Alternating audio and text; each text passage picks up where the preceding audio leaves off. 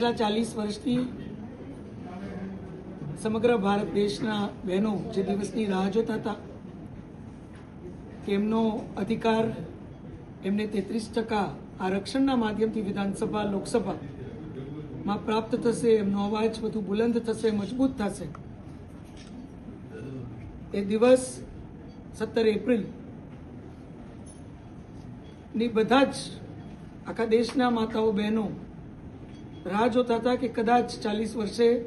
આજે એ બિલ પારિત થશે લોકસભામાં અને અમને બધા જ બહેનોને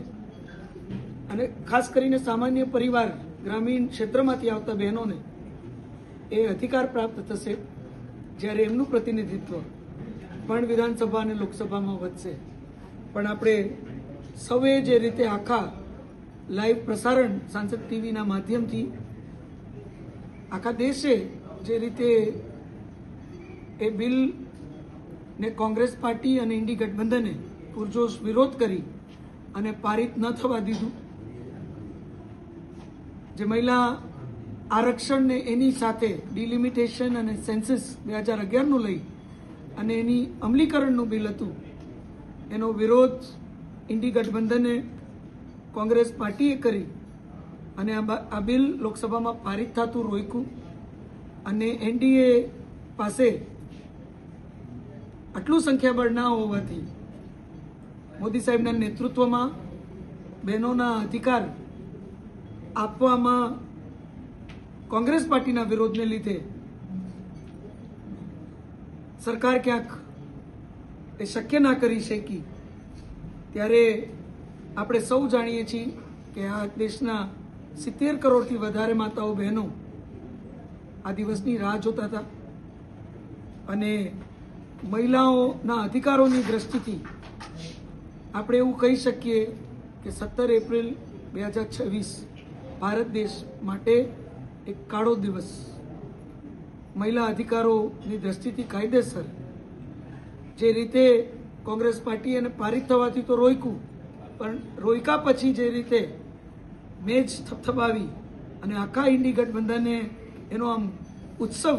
જે મનાવ્યો એ બિલ રોકવાનો, મને લાગે છે એ આપણા માટે એક ખૂબ જ દુઃખદ દિવસ કહેવાય. ભારત દેશ બહેનોનો અધિકાર આપવા માટે હજી તૈયાર નથી એવો મેસેજ આપણે આખા વિશ્વને આપ્યો. જ્યારે જ્યારે રિફોર્મ્સની વાત આવે છે, જ્યારે કોઈ ડેવલપમેન્ટની વાત આવે, જ્યારે કોઈ પ્રોગ્રેસિવ વાત આવે, ત્યારે હંમેશા કોંગ્રેસ પાર્ટી એમાં પૂરજોશ વિરોધ કરી અને હંમેશા એ કાર્ય રોકતી હોય છે. આજે મોદી સાહેબના નેતૃત્વમાં ઘણી બધી યોજનાઓના માધ્યમથી, ઘણા બધા રિફોર્મ્સના માધ્યમથી, ઘણી બધી પોલિસીઝના માધ્યમથી એ પોતે કહે છે કે આપણે વિમેન એમ્પાવરમેન્ટથી લઈ અને વિમેન લેડ ડેવલપમેન્ટ તરફ આ રાષ્ટ્રને આગળ વધારવું છે અને એ દિશામાં આ એક મજબૂત પગલું હતું. ત્યારે કોંગ્રેસ પાર્ટીએ જે રીતે આ બિલનો વિરોધ કર્યો છે અને બહેનોને એનો અધિકાર જે મળવા જઈ રહ્યો હતો એ રોકવામાં આવ્યો છે, એ મને લાગે છે દેશની બહેનો કોઈ દિવસ એના માટે કોંગ્રેસ પાર્ટી અને ઇન્ડી ગઠબંધનને માફ નહીં કરે. પાછલા 60 વર્ષમાં આપણે જોયું છે કે કોંગ્રેસ પાર્ટી જ્યાં સુધી સત્તામાં હતી, મહિલાઓ માટે એવી કોઈ યોજનાઓ, મહિલા સશક્તિકરણનું એવું કોઈ કાર્ય એમના દ્વારા કરવામાં નહોતું આવ્યું. માત્ર એક વોટ બેંકની રાજનીતિ, ડિવાઇડ એન્ડ રૂલ, જ્ઞાતિગત રાજનીતિ, તૃષ્ટિકરણની રાજનીતિ, આ પ્રકારની રાજનીતિ કરી અને માત્ર વોટ લેવાનું કામ આજ સુધી કોંગ્રેસ પાર્ટીએ કર્યું છે. ત્યારે માનનીય પ્રધાનમંત્રીશ્રીએ લોકસભાના ફ્લોરમાં જ કોંગ્રેસ પાર્ટી અને વિપક્ષના બધા જ નેતાઓને આશ્વસ્ત કર્યા હતા કે તમારું કોઈ નુકસાન નહીં થાય, તમારી સીટો વધીને આવશે, તમારા ક્ષેત્રમાંથી પણ તમે માતાઓ બહેનોનું પ્રતિનિધિત્વ વધારી શકશો. એવી અનેક સામાન્ય પરિવારની માતાઓ બહેનો ધારાસભ્ય બની શકશે, સાંસદ બની શકશે. એ પ્રકારની વ્યવસ્થા આપણે ઊભી કરવા જઈ રહ્યા છીએ. છતાંય એનો વિરોધ કર્યો. માનનીય પ્રધાનમંત્રી શ્રીએ ત્યાં સુધી કીધું કે આની પૂરી ક્રેડિટ પણ અમે વિપક્ષને આપશું કે વિપક્ષના સહયોગથી જ અમે આ કાર્ય કરી શક્યા છે, એ પ્રકારે અમે જ જાહેરાત કરશું. પણ એમાં પણ કોઈ સહેમત ના થયું અને આ બિલ જેની દરેક વ્યક્તિને, વિશેષ કરીને આ દેશની માતાઓ બહેનોને આશા હતી, એ બિલ આપણે પારિત ના કરી શક્યા કારણ કે 2/3 મેજોરિટી આજે મોદી સાહેબના નેતૃત્વમાં એનડીએ પાસે નથી અને એમાં વિપક્ષ સહેમત થાય તો જ આ બિલ કોન્સ્ટિટ્યુશનલ અમેન્ડમેન્ટને લીધે આપણે પારિત કરી શકીએ. ત્યારે કોંગ્રેસ પાર્ટી હંમેશાથી જે પોતાની પોલિટિકલ અસ્તિત્વની વાત આવે છે ત્યાં હંમેશાથી એ બહુ જલ્દી ઇન્સિક્યોર થઈ જાય છે કે પોતાની કોઈ સ્ટ્રોંગ હોલ્ડ એરિયામાં અનામત ના આવી જાય, પોતાનું સ્ટ્રોંગ હોલ્ડ ક્યાંક નબળું ના પડી જાય, કે સામાન્ય પરિવારની બહેનો દીકરીઓ ક્યાંક પ્રતિનિધિત્વ ના કરવા માંડે. આ પ્રકારના ભયને લીધે પણ ક્યાંક ગંદુ રાજકારણ ત્યાં લોકસભાના ફ્લોરમાં રમી અને આ બિલને પારિત કરવાથી રોકવામાં આવ્યું. 370ની કલમ હટાવવાની વાત હોય, રામ મંદિર બનાવવાની વાત હોય,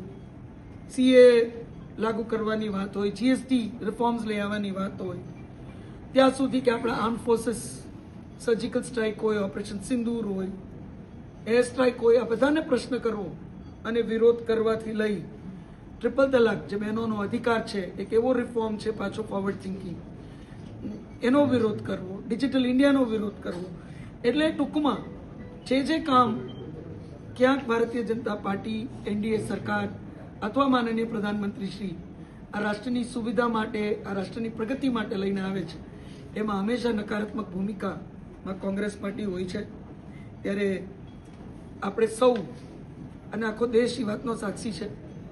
ઇતિહાસ સાક્ષી છે કે કોંગ્રેસની ભૂમિકા હંમેશા આ દેશમાં ખૂબ જ નેગેટિવ રહી છે. કોઈ પણ જાતના રિફોર્મ્સ, કોઈ પણ જાતનો બદલાવ એમને કોઈ દિવસ સ્વીકાર્યો નથી અને આ એક બહુ મોટો બદલાવ કરવા આખું રાષ્ટ્ર જઈ રહ્યું હતું ત્યારે બહેનોને આ અધિકારથી વંચિત રાખવાનું કામ જે વિપક્ષે કર્યું છે, મને ખાતરી છે કે બહેનો, આ દેશની માતાઓ, બહેનો, દીકરીઓ કોઈ દિવસ કોંગ્રેસ પાર્ટી અને વિપક્ષને આના માટે માફ નહીં કરે અને એનો મુંહતોડ જવાબ એ લોકોને કારમી હારના માધ્યમથી ચૂંટણીઓમાં તો આપશે જ, પણ અત્યારે પણ કોંગ્રેસના નેતાઓ જ્યાં જ્યાં જશે ત્યાં બહેનો આ બિલનો વિરોધ કરવાનું કારણ એમની પાસેથી ચોક્કસ પૂછશે, એમના અધિકારોથી એમને વંચિત રાખવાનું કારણ પણ આ બહેનો એમને ચોક્કસ પૂછશે. અને આવતા દિવસોમાં મોદી સાહેબના નેતૃત્વમાં આજ આપણી માતાઓ બહેનો 33% આરક્ષણ એમને પ્રાપ્ત થાય વિધાનસભા, લોકસભામાં, એ પ્રકારની વ્યવસ્થાઓ આપણી બહેનો જ ચોક્કસ ઊભી કરશે એ વાતની પણ મને ખાતરી છે.